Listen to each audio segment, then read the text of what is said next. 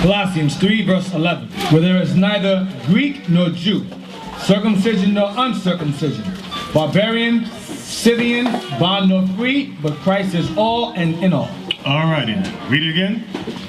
Where there is neither Greek nor Jew. Let's stop right there. Where there's neither Greek nor Jew. Maccabees 6 and 6. Maccabees 6 and 6. First Maccabees 6 and 6. What about it? It speaks about the Israelites being in Greek captivity and being forced to partake in Greek customs and Greek laws. Okay, let's read that. Second Maccabees 6 and 6. Second Maccabees 6 verse 6. Because as we discussed already, many of you know that, but it's basic knowledge you all must have. In order to understand the New Testament, you must understand the Old Testament, or else you'll be confused as to what the writings of Paul is about. Read that. Neither was it lawful for a man to keep Sabbath days or ancient feasts, or to profess himself at all to be a Jew. So it was against the law to profess yourself to be a Jew. Read on.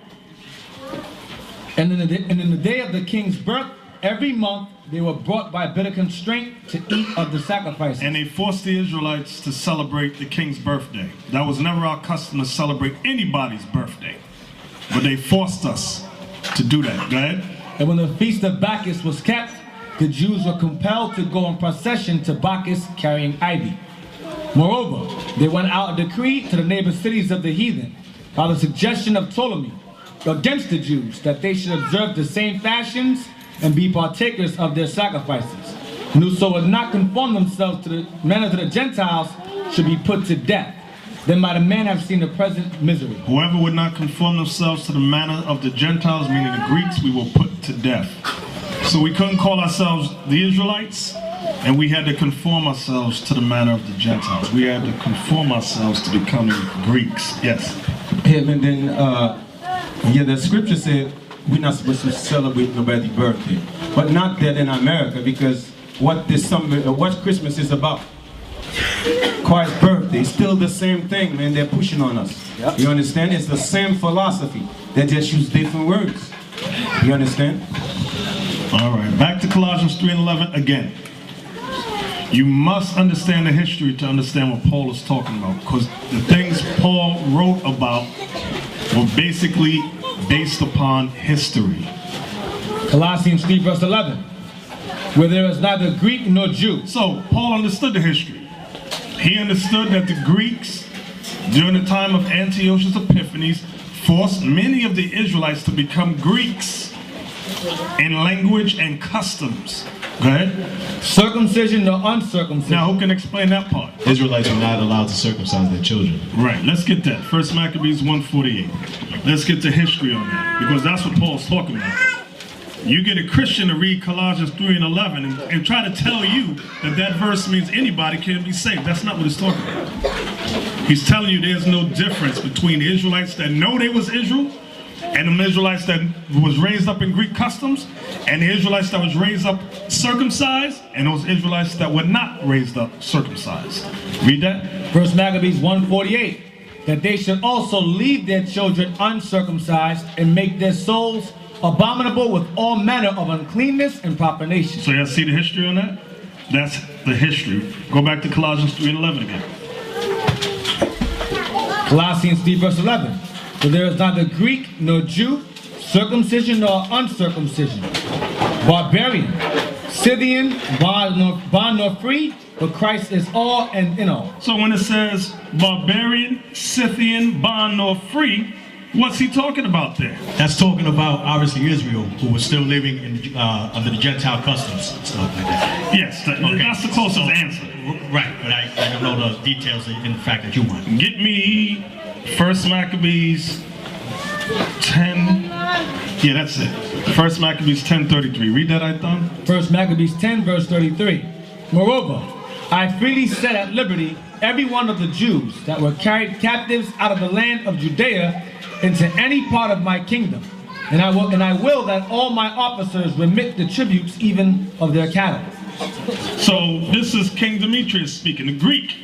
Read it again so we can see the history behind this. Moreover, I freely set at liberty every one of the Jews. Every one of the Jews, go ahead. That were carried captives out of the land of Judea. So the Greeks were carrying the Israelites into slavery out of Judea. Go ahead. Into any part of my kingdom. And I will that all my officers remit the tributes even of their cattle. See, Paul understood this history. That's why you had Israelites that were termed barbarians, like when you read in Acts, and they were called Scythians. Scythian, that's up there near Russia. Okay? So you had Israelites carried all the way out there from that time. Now, get me 1 Maccabees. Now get me James 1 and 1. Give me that. James 1 and 1. This is a quick way to answer. James 1 and 1. James 1 verse 1. James, a servant of God and of the Lord Jesus Christ, to the 12 tribes which are scattered abroad. Right, so that's the quickest answer for you. When somebody hits you with Colossians 3 and 11, that bottom part about Scythian or barbarian, to the Israelites scattered abroad, greetings. Now John 7:35. John 7:35. Then said the Jews among themselves, whither will he go, that we shall not find him? Will he go unto the dispersed among the Gentiles and teach the Gentiles? See that term Gentiles? That word dispersed means what? Scattered. The word scattered is another word for dispersed. And they called the scattered Israelites Gentiles. Everybody see that? All right. From there, go to 1 Maccabees. You know what I want. The one you was harping about.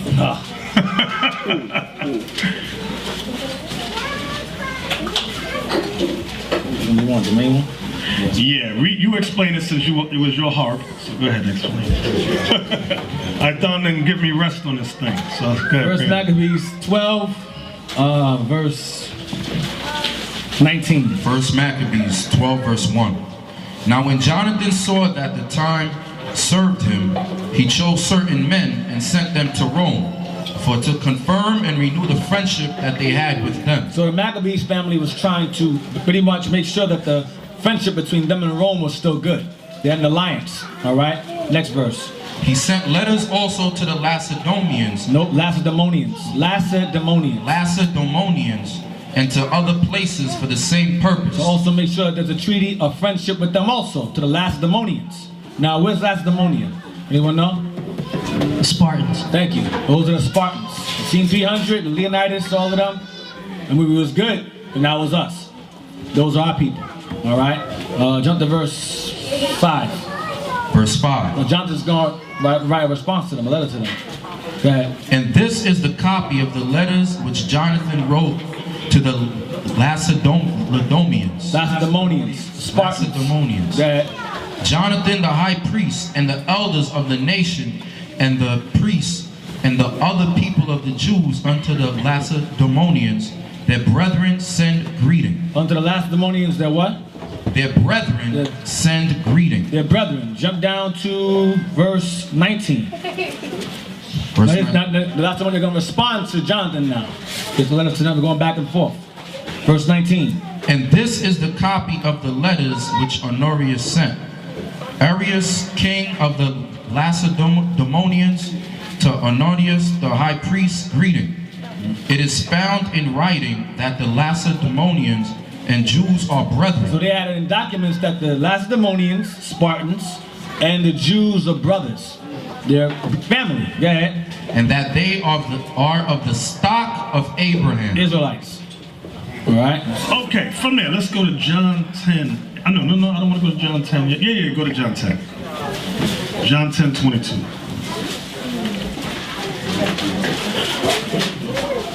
John 10 verse 22. And it was at Jerusalem, the feast of the dedication, and it was winter. So many times you'll ask a Christian what holiday is that, they don't have a clue. You can always stump a Christian with that one verse. I mean, there's many places you can stump them with. Ask them, how come Christ celebrated that and you celebrate Christmas? Show me Christmas in these scriptures. You got them right there. They got to go run back to Creflo.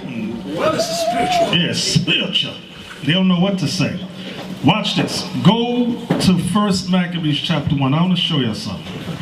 I'm going to show you something that happened back then, and I'm going to bring it up to today. Pay close attention. 1 Maccabees 1 verse 41. Moreover, King Antiochus wrote to his whole kingdom that all should be one people, and everyone should leave his laws, so all the heathen agreed according to the commandment of the king. Yea, many also of the Israelites consented to his religion, and sacrificed unto idols. That was it. That's all I wanted. So what happened? Who can tell me what happened? Everyone else should leave their laws and follow what the Greeks said. Okay. So now many times we think that such things cannot happen today. But it is. What we're reading about is what America did to us in the beginning. Okay, can we show that video?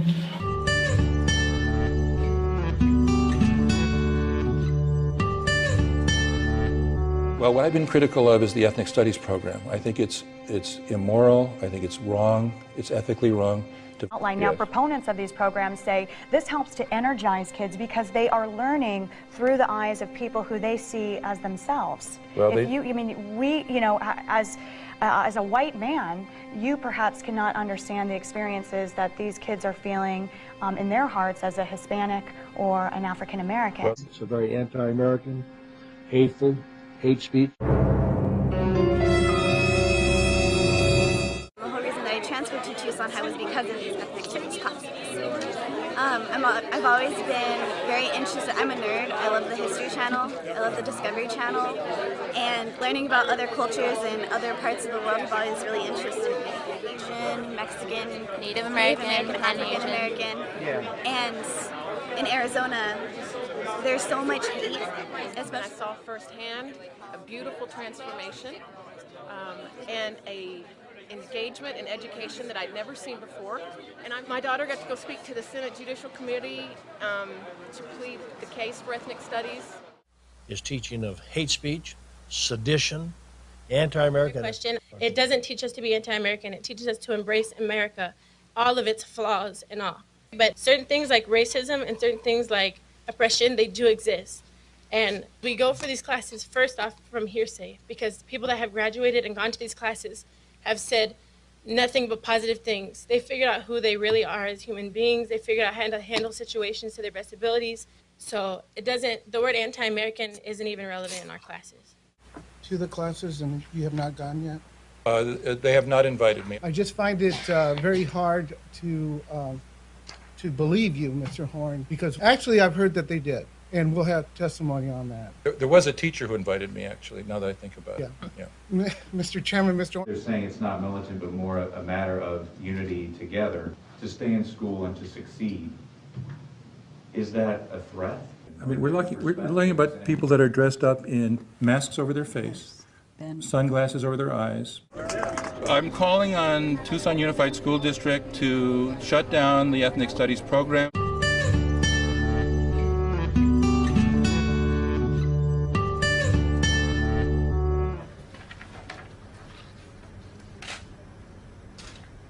I find Tucson Unified School District in violation of 15-112A4.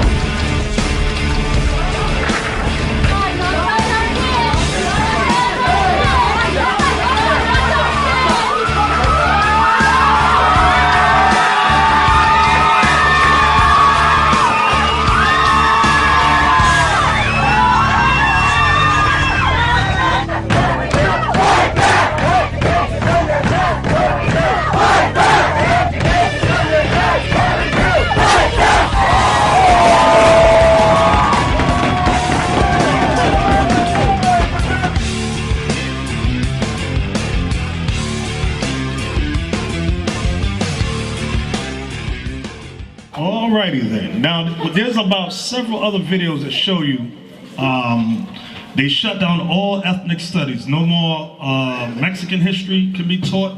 No more African American history can be taught. Asian American cannot be taught in Arizona. Okay, all that, because there's the guy, Tom, what's his name, Horn? Tom Devil. Tom Devil.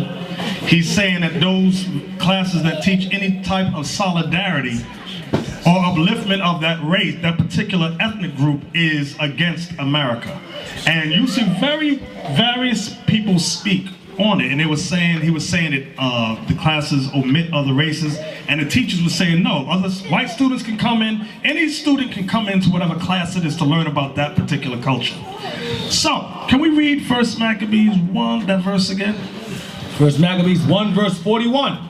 Moreover, King Antiochus wrote to his whole kingdom that all should be one people, and everyone should leave his laws, so all the heathen agreed according to the commandment of the king.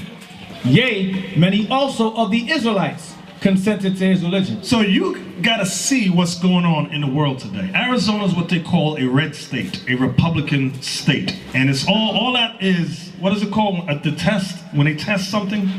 Dry run. A dry run, to see if that goes through without a hitch, they can move it to the next red state, and then the next one. All that is against the Israelites, our people.